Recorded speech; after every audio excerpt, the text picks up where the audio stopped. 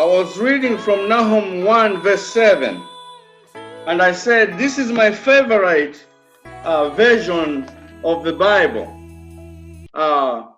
which talks in Nahum 1 verse 7. It says that the Lord is good, a strength and stronghold in the day of trouble. He knows, recognizes, and has knowledge and understanding to his people. Today, we'll look at what God has to say in this time of global concern. You know, I have been asking so many questions as to what his promises mean, as to what God's promises mean when we are going through tough times. As you know, the coronavirus, known as COVID-19, has forced the world to embrace a new norm. Politicians on both sides have passed emergency aid package that would provide paid sick leave and free testing. Everyday life in our country has come to a grinding halt. Schools have been closed. The NBA football leagues have been closed. Churches have been closed. You can see what we're doing here right now. Self-quarantine and social distancing are our latest phrases in our new environment. Shelves have been emptied in our stores. Business have cancelled conferences. Head of states are being tested. Nerves are fraying high in this time of global crisis. Hand sanitizer and tissue are as precious as gold. The Federal Reserve has injected as much as $1.5 trillion into banking systems and buy government bonds to make the markets liquid. But brothers and sisters, monetary policies won't fix the problem. Political referendums and medical expertise won't solve this dilemma. Online classes that you are taking, Lifase, Jonah, online graduations that are done by Enoch and them, quarantine of population won't get the job done. But Chronicles 7, verse 13 and 14 give us the remedy. It says, if I shut up heaven, that there's no rain, and if I command the locusts to devour the land, and if I send pestilence among my people, but if my people who are called by my name will humble themselves and pray and seek my face and turn from their wicked ways, then I will hear from heaven and I will forgive their sin and heal their land. Psalm 37 verse 25 says, I have been young, now I'm old, yet have I not seen the righteous forsaken. Church, hear me. The scripture does not say, I have never seen the righteous sick. The scripture doesn't say, I have never seen the righteous suffer. The scripture does not teach that I've never seen the righteous get in trouble. The scripture, the Bible does not proclaim, I've never seen the righteous lose their houses. The scripture does not stand on the conviction that I have never seen the righteous depressed. The Bible does not say, I have never seen the righteous lose their loved ones. But my Bible teaches me that I have never seen the righteous forsaken. Because Jesus promises that when you are sick, when you are broke, when you're in trouble, when you lose your loved one, he will dry your tears from your eyes. Take courage, brothers and sisters. Lift up your heads, because our God is a sovereign God. He's got the whole world in his hand. Now, the question is, what is the mileage between being young and being old? What is the distance between David, the one who wrote this, saying, I have been young and now I'm old? Well, the answer is not the years. Understand me. The answer is not the years that you have lived. Because some people have years but still don't have sense. Years don't make you talk like this. The distance between I have been young and now I'm old is the experience with your God. I have experienced God do some things in my life. I have watched God move some stuff from my life. I have seen God raise up friends for me, and then I have watched the same God put down enemies for me. That's the God I'm talking about.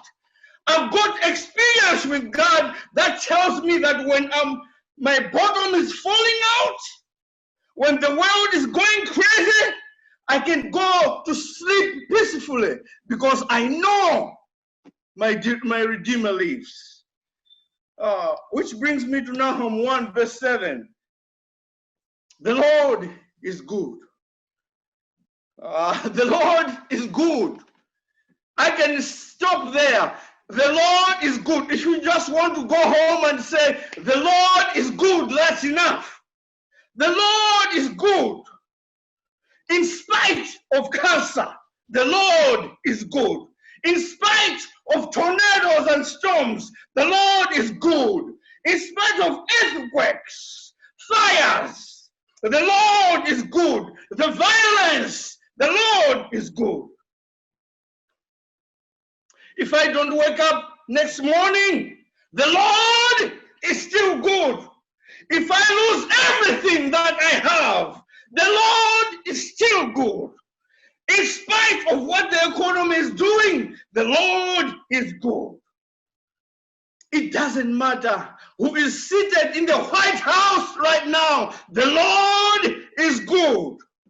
Brothers and sisters, God is good all the time, in every circumstances, every day, every hour, every month, every year, the Lord is good.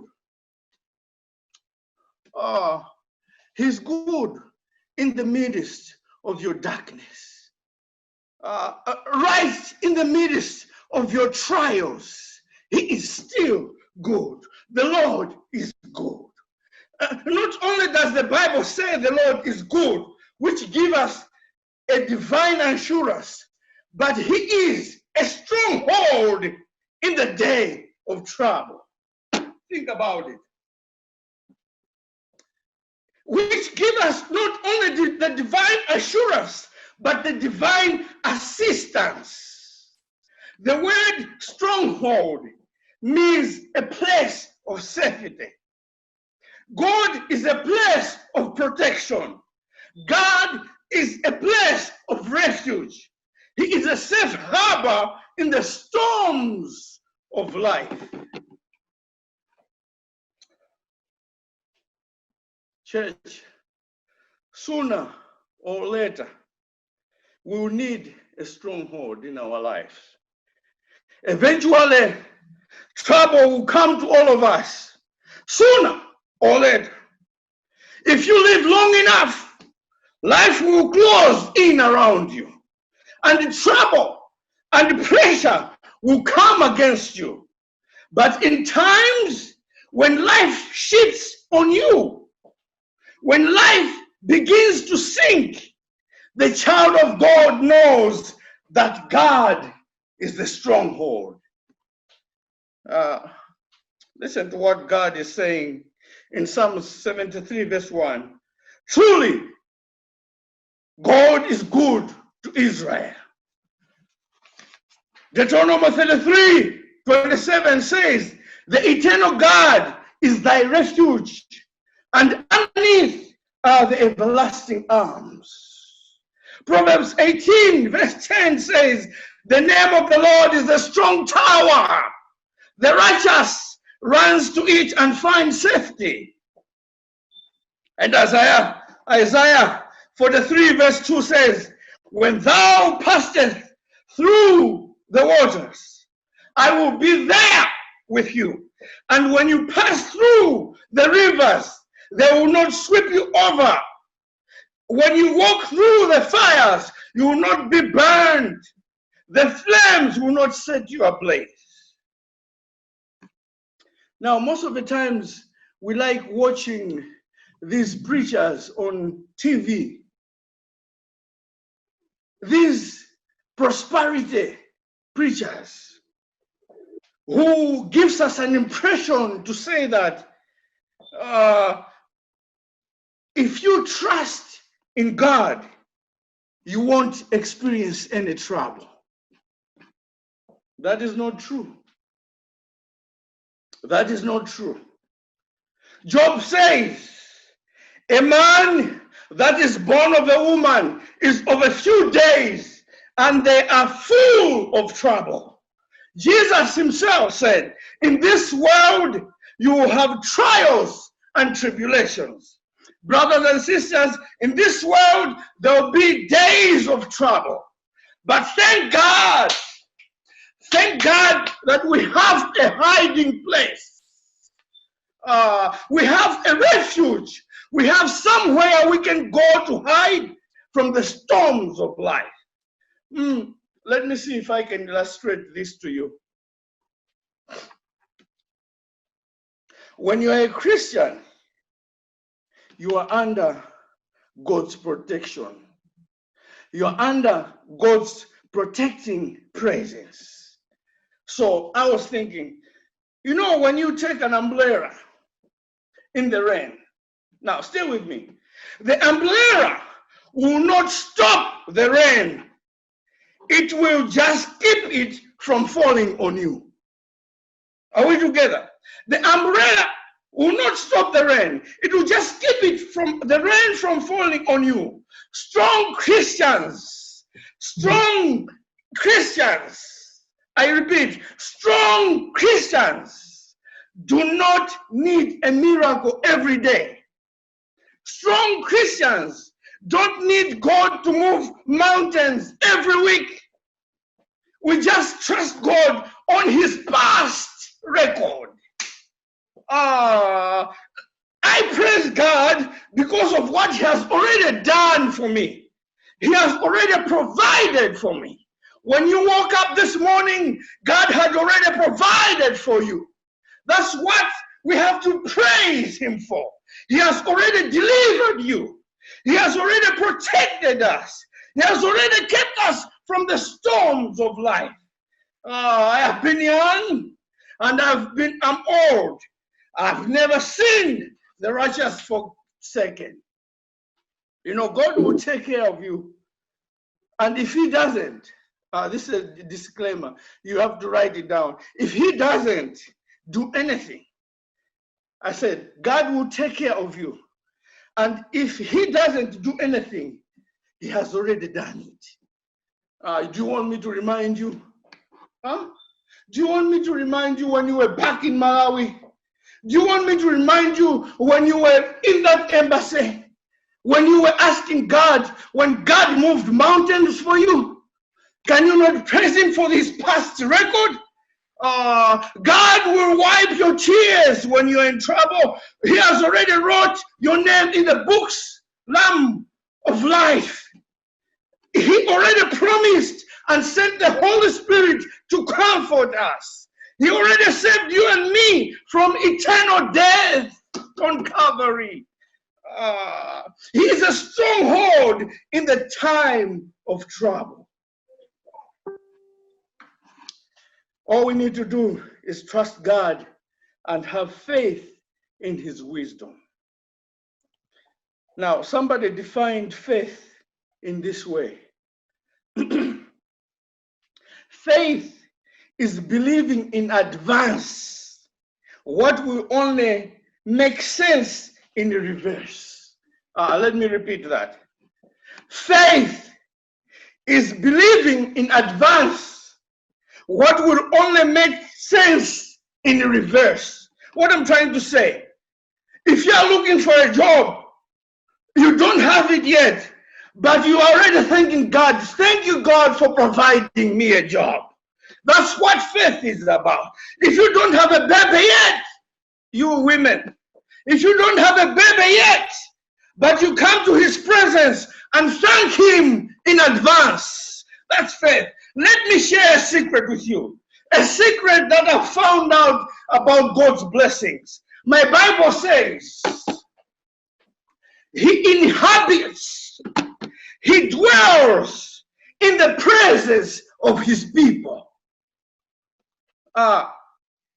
He inhabits and dwells in the presence of his people. And if you don't know how to get in on God's base, just start praising him.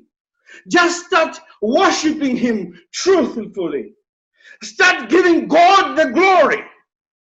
You can say, Lord, I may not have everything that I need, but I know you are able. Lord, I cannot do it, but I know you can do it. You are able.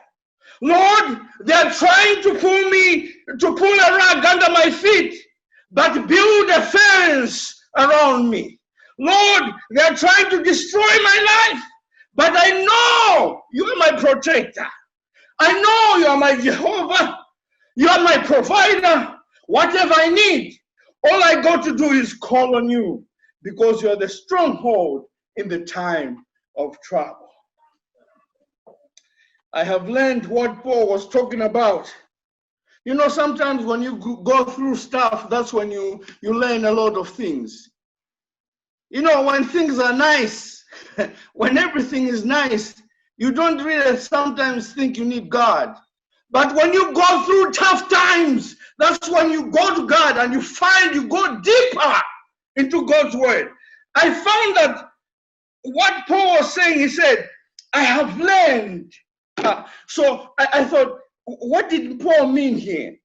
Paul says that I have learned, which means that he never knew what it meant before. So Paul says, I have learned in whatsoever state I find myself. I have learned to be content. Let me repeat that. In whatever state I find myself, I have learned to be content. You know what Paul went through. He was beaten. He was ridiculed. He was persecuted. But he learned to be content. I have learned to be satisfied when I'm up and when I'm down. I have learned to be satisfied when I'm fat or I'm thin. I have learned to be satisfied when I got plenty and when I'm almost broke. Brothers and sisters, when life shifts on you and you have a solid foundation, people will not understand why you're still standing, why you're still praising God, because you have a refuge, you have a stronghold, you have a God that is the stronghold of your life.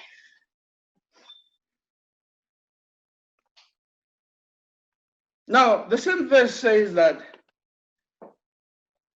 we have a divine assistant. And the same verse says, and he knows them that trust him. There is a divine assurance. We have a divine assistance. And we have a divine acquaintance, because he knows your name. He knows what you face. He knows all the details of your life. He knows you infinitely. He knows you intimately. He knows you comprehensively and completely. There's nothing you can hide from God. There's nothing about you or your life that has escaped God's attention.